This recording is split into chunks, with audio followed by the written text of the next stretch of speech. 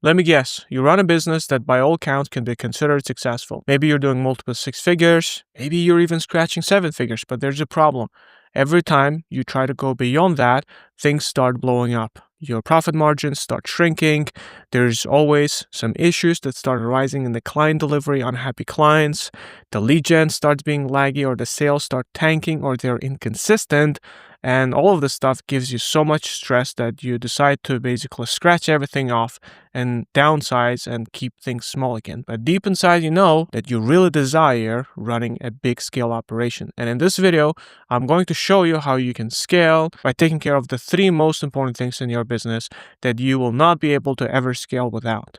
And if you're wondering who I am and how I know all of this stuff, my name is Nazim, and in the last 10 years, I made my clients over $40 million in sales. 2 of them I scaled to 8 figures, and I would say up to 10 I scaled to multiple 7 figures, which is how I have the ClickFunnels 10x plaque.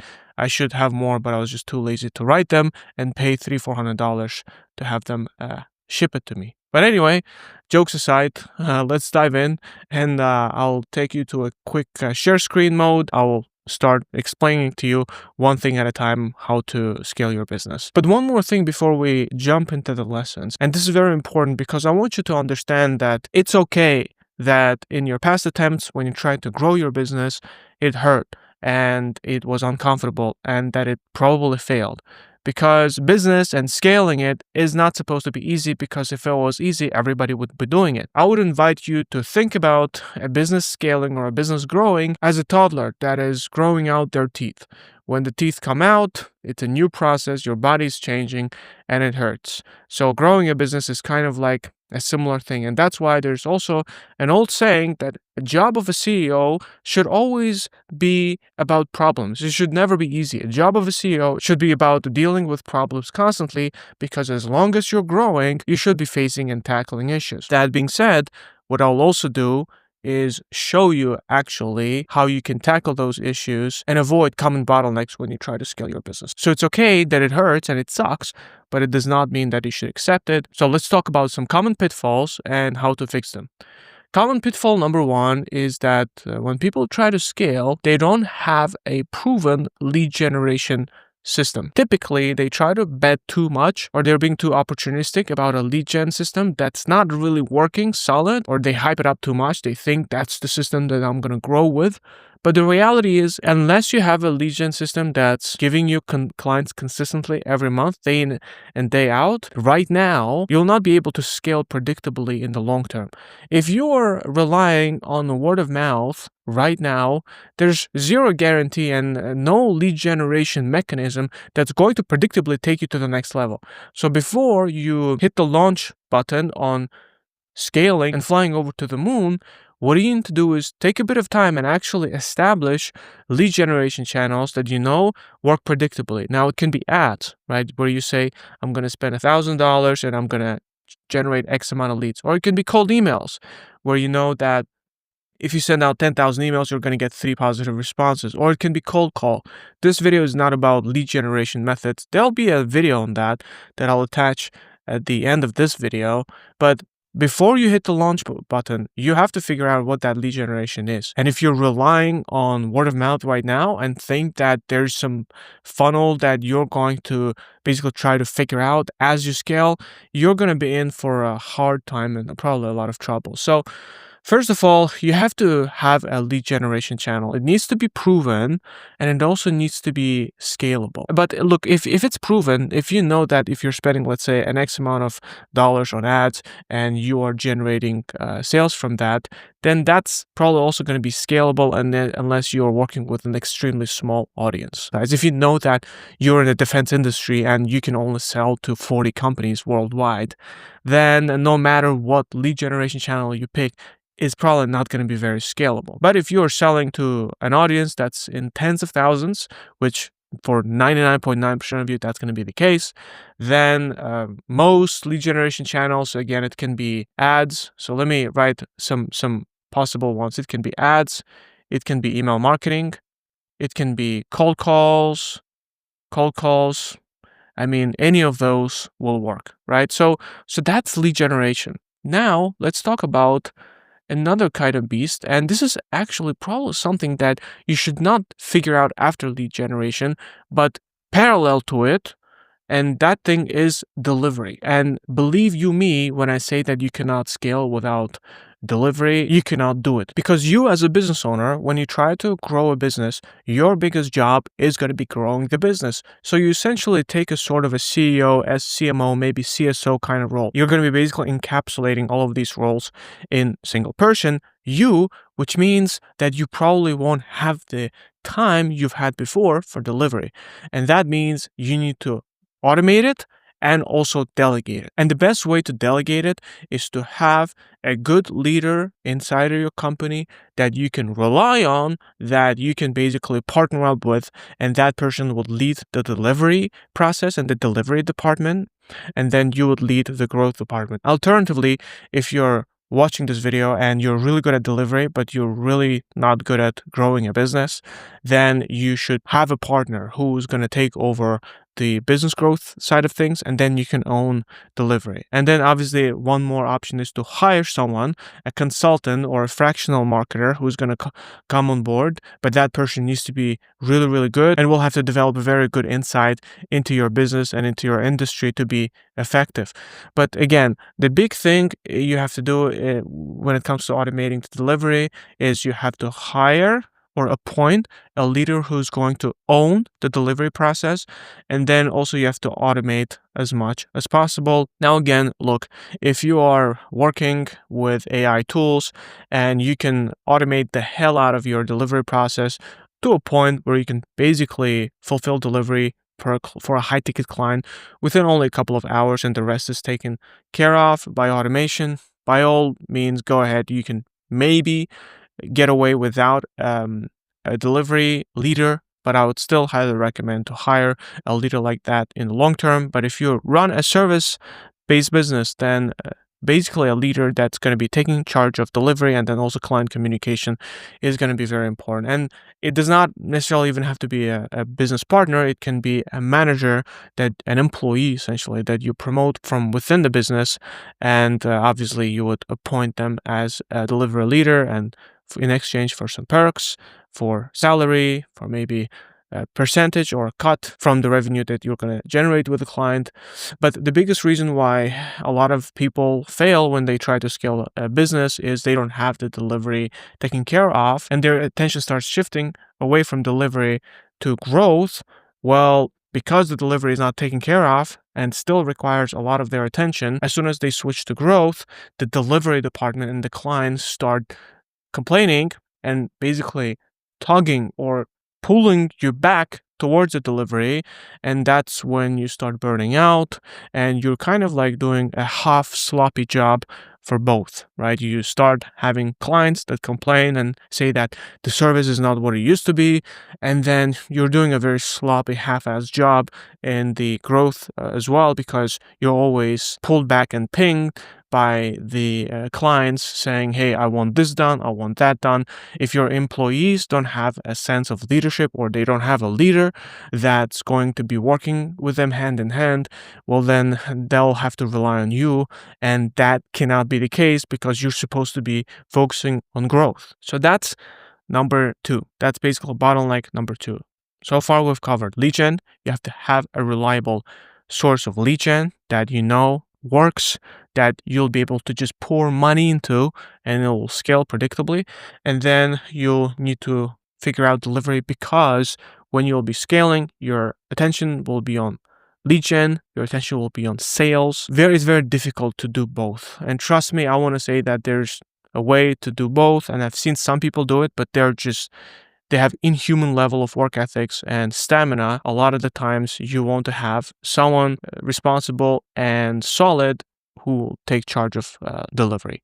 Now, let's move on to the last thing that holds you back from scaling your business, and that is sales, being a sales leader. And that's what I mean when I say that your focus needs to switch from delivery to growth.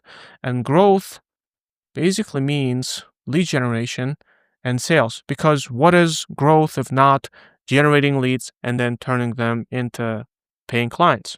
Now, when it comes to sales, you have to be the leader in sales.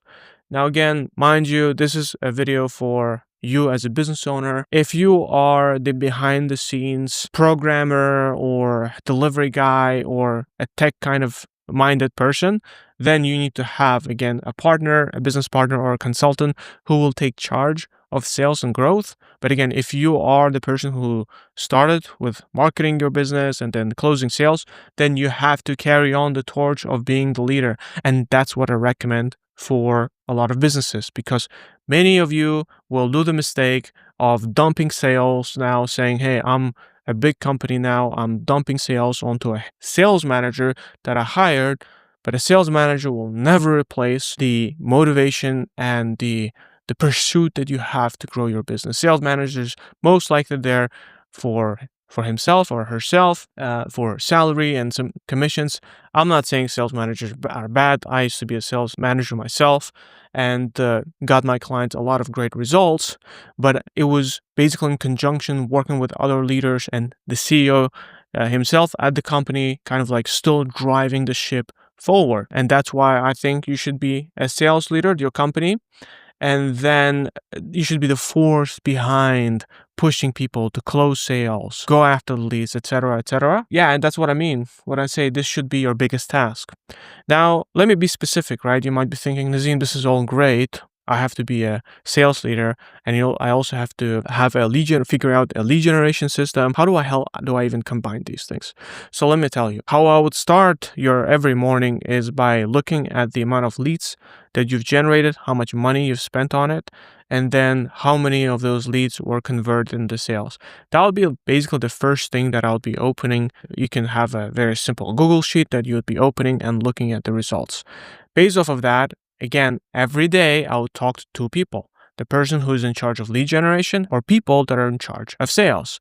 And when it comes to talking to people, for example, in charge of sales, real quick, I highly recommend that you have at least a 10-15 minute daily stand up with your salespeople where you encourage them, you listen to what happened on calls yesterday. You don't have to necessarily provide coaching to them every day.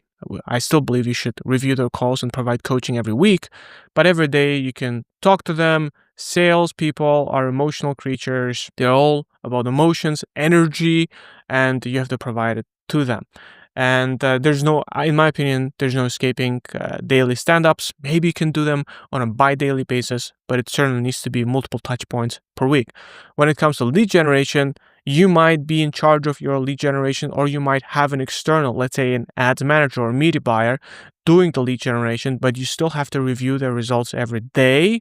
You don't have to talk to them every day. You can talk to them maybe once or twice a week, but most certainly you have to communicate to them every day, and especially on days when there seems to be a decline in performance or something is fishy, you can ask for an explanation.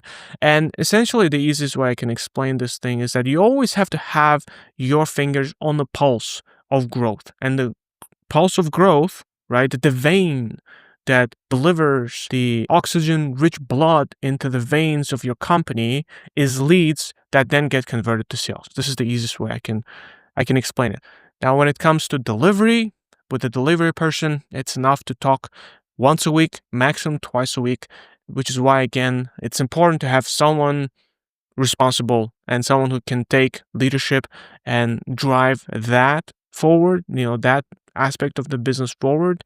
You might still be involved in client communication on some level, maybe with big clients, or maybe the transition you make is not as smooth, right? Maybe you co-own a little bit, especially in the beginning, the delivery, client communication with your delivery leader, but over time, that person needs to take over. And that's basically it, guys. This is the 3 biggest bottlenecks, and let's recap them. And let's recap what you can do about them. Number 1, you need to have a lead generation method or system that you will be able to grow with. And unless you've identified it and have put it into work, and unless you know it works, I would not basically announce on the company level that we're scaling, right? And that's what a lot of people do. Hey, I watched this webinar, or I'm super hyped about this ad system.